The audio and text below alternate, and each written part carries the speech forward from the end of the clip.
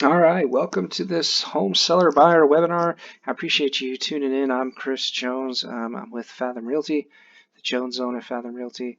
Also want to talk to you about the JNZ podcast, which is a podcast that I have talking about real estate and other fun stuff. It's kind of silly, fun, something I do just to kind of have fun with myself. So, the Jones Zone podcast is a podcast that my brother and I used to have, where we talked about Charlotte area business, entrepreneurship, leadership, community leaders, all different sorts of stuff. We talked about real estate as well, so that's a good one. And both those podcasts are available on iTunes, Stitcher, Anchor, anywhere you basically find podcasts and stuff. So check those out if you can. And let's get on to the webinar. I'm going to try to make it pretty quick, and I don't want to sit here through a long drawn out presentation. So the first thing you got to do is make the decision to sell. Is this the right move for you and your family? Are you guys in a period of transition? Are the kids about to start school? Do you need to move to Virginia because somebody's sick? Like what's the reason that you want to do this or have to do this? And is it the right decision for you? Also, you want to maybe consider how's the market? Is it a buyer's market? Is it a seller's market? If there's more buyers than sellers, it's a seller's market.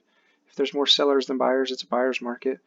So it just sounds sounds like it should be backwards, but that's what it is. So, but yeah, the first decision, or first step is really just making the decision to actually move. So next, you want to get pre-qualified. So whether you're buying or selling, yes, if you're selling your house, you want to get pre-qualified. If you're going to buy something else, you need to make sure that all your finances are in order. You don't want to sell your house and then find out you've got too much debt or something to get a house that you actually want, so that you were better off staying put. So make sure that you know your purchasing power. Also, if you're a buyer and you're pre-qualified or pre-approved, it makes your offer stronger. Because when I'm representing sellers, we make sure that every offer or every contract we go into has a buyer that's pre-approved. Because you don't want to, you want to avoid the drama. You don't want to go through the whole transaction and then find out the buyer can't actually afford the house or that the deal fell through due to finances and stuff. So get pre-qualified if you plan on purchasing a house. Pretty much that simple. Now back to the selling. If you are selling your house, you want to prepare your home. Should I get a pre-inspection is a question that I get a lot. If you're kind of concerned about what will come up in the inspection, I would say probably go ahead and get a pre-inspection. You can get them for $400, $500, but you might find some things that you didn't know you had. If it turns out that you have mold in the crawl space or something funky going on in the attic, it gives you time to take care of it. Gives you kind of a head start as opposed to it happening in the transaction and you feel rushed or you feel like you're in a crisis. But yeah, that's the benefits of pre-inspection is just kind of like tackling all the problems before they become problems. Should I spend money updating the house is another one that we get. Really, it's just kind of your house's ROI. So, obviously you can always clean it the best that you can. If you can run a quick layer of paint over it, that'll be good. Painting and cleaning are like the biggest ROIs because they're so cheap and easy to do other than the time. But in terms of like remodeling your kitchen or your bathrooms or your outdoor living space, which those three are the biggest ROIs in terms of that, it just depends, If you got the time and energy to do it and you feel like you can double the ROI, then yeah, that's up to you. So, but yeah, just kind of an independent basis on that.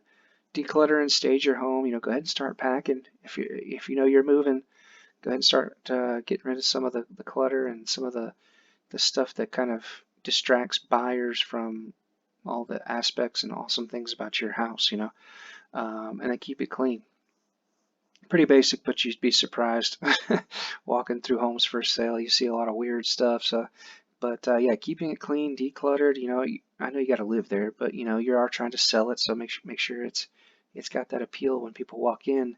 They're like, oh yeah, this is nice. This is nice. Instead of focusing on all the pictures and your vacation, pictures of the cruise and stuff. Pricing the home. So you obviously want to price your house competitively. What is a comp? A comp is a comparable house. So you're going to look at the houses in your neighborhood, in your area, houses that are as similar as possible. So 3 bedrooms, 2 baths. Do you have a basement? Do you have a pool? All that sort of stuff. You kind of want to price your house compared to those. You don't want to overprice it and be the house that's sitting there forever. Everybody starts talking about how it's overpriced and you're secretly the laughing stock of the neighborhood. They'll never get that. You don't want all that. The numbers are what they are.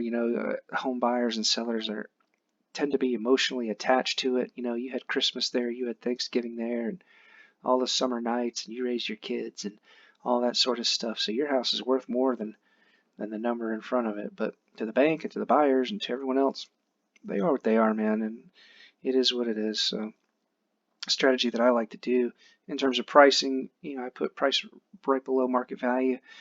It's not to shortchange you or to sell it fast, but what that does most of the time is it attracts more buyers. So you might get multiple offers, or you might get a buyer that's willing to go above and beyond to get that house, and then now you ended up getting the price that you wanted. And since it was multiple offers, the people making offers kind of sweeten the pot for you. So maybe now you're not paying closing costs, or maybe now you can move when it's convenient for you, or maybe they won't do an inspection now, or something like that. So pricing it right below the market value is a pretty good strategy most of the time. And it just depends on your specific house and scenario as well, though. Choosing the right agent, now that you've decided to list your house, what are the different types of realtors? And what I mean by that is like teams versus single agents versus big groups. I'm a single agent, it's just me. But there are different types of real estate teams and groups out there. You have 3 or 4 man groups, and you have huge groups. So you know who you're going to be dealing with a lot of the time. One of the things I say about working with me is that you're working with me.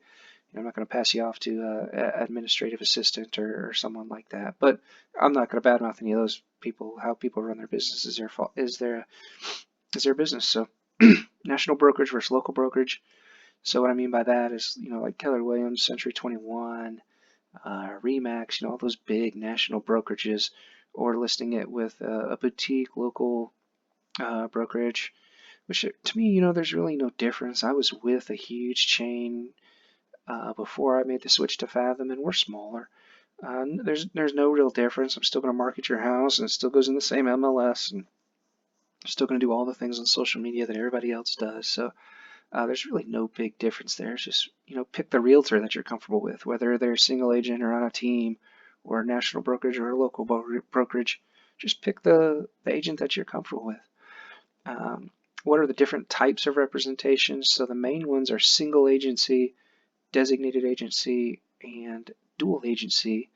And I'll get into now that's a whole different type of conversation, but there are different types of representation, and you want to make sure you know which one you go into with your agent, because they do have different rights and different privileges and stuff. Should I do a for sale by owner? Man, I don't think so. You can, but there's a lot of liability when it comes to it.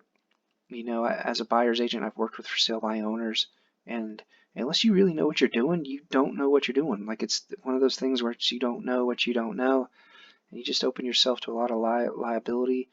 And also, 9 times out of 10, you're going to end up listing it with an agent anyways, because you don't get the traffic or the people that you want coming through. So, if it's really about the commission and like that's the only reason you're doing it, then talk with the agent and see if there's some flexibility there. Because really, FSBO, I pretty much would never recommend it, but some people do it and have success with it, so it's up to them. Showing. So once your house is actually listed, we do need to let buyers and buyer agents come through, and that's usually done through a central system called Showing Time. It's where agents can request to see your house, and it comes to you, and you can either decline it or accept it. So you'll have a lockbox on your house. It is also a system where they provide feedback or submit an offer. So you should know within a couple hours if the people that came through the house are interested in it. And then, basically keep your house clean and put your pets up. If you can kind of get out of town for the first weekend or so, that's ideal. But like if you can't, just keep your house clean as you can, and then take your pets with you or put them up somewhere. It's really distracting when pets come up and try to entertain you or play with you when you're trying to show a house. Everybody loves their pets. Don't get me wrong. It's not like I get angry at them or anything like that. But you're there to try to see the house and stuff.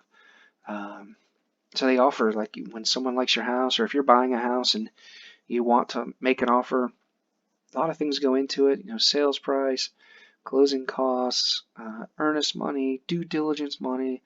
the closing date, home warranties. There's all sorts of stuff involved with making an offer, and that's why bullet point number 2 is to focus on the net, especially if you're the seller.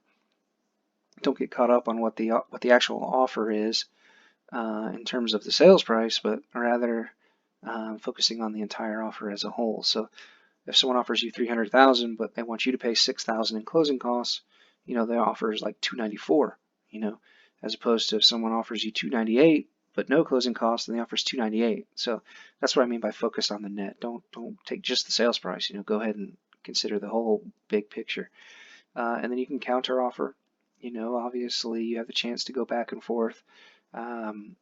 If you like everything they're offering, but something else, you want to keep your fridge or whatever it is, you don't want to pay their closing costs, whatever the situation is, you have the ability to counter, and they can counter your counter, and you can counter their counter to your counter, back and forth until we meet what we want.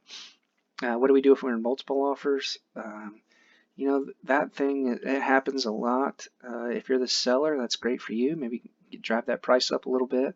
But the main thing here is just the communication piece. Just let all the other agents know, hey, we are in multiple offers. What I like to do is to give them kind of a high and best deadline. If you guys can give us your highest and best by 5 on Sunday, we'll make our decision then, and then choose one of the offers that's the best. And hopefully, if you're on the buyer side, they choose yours. And there's different ways to sweeten the pot and all that sort of stuff, which we can get into at another time as well. Inspections. So once you guys are under contract, the buyer will hire an inspector 9 times out of 10, actually 9.99 times out of 10. Very rarely do buyers waive the inspection. I mean, it's $400, $500 to make sure you're not in, buying something that is going to be a problem. So the inspector comes through, they check everything, man, plumbing, roof, electrical stuff, appliances. I mean, every nook and cranny, they get their money's worth for sure. And after that, they give the buyer the inspection report, and their agent sits down and they type up a repair request. We've had our inspection done, and now we'd like the seller to address these items here. And the seller can kind of go back and forth. It's negotiable as well. It's something, well, we'll fix this, but we don't want to fix that. We'll fix this, but can we just give you some money for that? Stuff like that. So there is kind of a must-fix list, though. If the roof's leaking or plumbing's messed up or the HVAC or the foundation. I mean, some of that stuff. If you're the seller, you're gonna have to fix it. And a lot of times the lender might not even give a loan if it's one of those things. So there is kind of a must-fix list in that, unless you're selling it, cash as is up front, and everybody knows that heading into it.